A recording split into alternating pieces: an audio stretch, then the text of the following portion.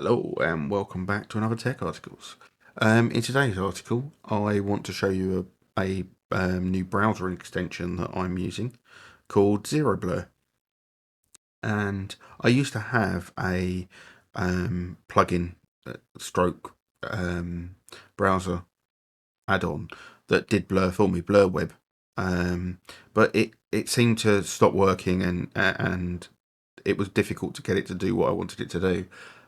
So I've been looking for another item that can do what it could do, and I can use it to blur my screen, particularly when making videos, not just here but also to help other people out on forums and when I do a bubble or stuff like that.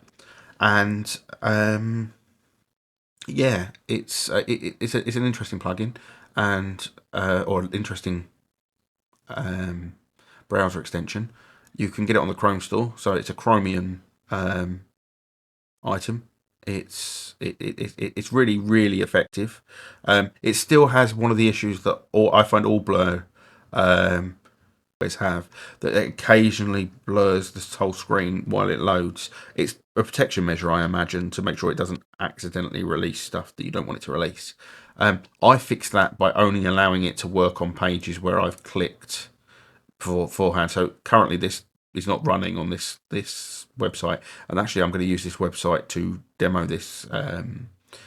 So it's a perfect example to how it works. So what I'm going to do is I'm going to enable it on this tab and reload the tab, and it is now fully labeled. And you can see actually when I downloaded it, I've played with this site already because it's blurring out this zero blur thing. So the first thing I'm going to do is edit the blur, disable the blur, and you can see that it automatically unblurs.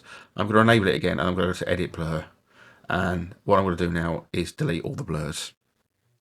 So this first start, these pluses and minuses to change the size of a blur, and the most useful for me, the easiest is probably an arbitrary area, so I can use that to blur, for example, that, and that's done. And you've got your buttons here to apply it to the entire site or to delete the item. And you then have what I find the most useful, which is my element blur, particularly for websites and WordPress sites. So it allows me to hide particular elements on a very granular basis. So that's why I find that particularly useful. And as I said, you can increase the size of your blurs. So I really want to really blur this out. You can see I blurred it out, and I can also make it considerably less blurry to the point where there's no blur there at all. Um, so yeah, it's useful in that respect as well. Now you can also select text. The one I use the most is element. So what I'm going to do now is delete all of that so we can see, and you'll see that it has the potential to be persistent. But for the videos that I do, it's a useful piece of software. It's really easy to edit and do delete. It's done. They're gone. I can now change my item and just do the elements I want to. And as I say, it's persistent, and I think that's what I like about it, is that it's persistent. So, for example, you see how it flashes up, and it's annoying. But we could navigate the site without it until we know we're going to navigate to where we want to block. So let's say that I was showing you this website, and I'm talking about their website and how it works, etc. And then I'm going to go to reviews, and there's something in reviews I don't want to show you. I could say, well, now we're going to go to look at reviews.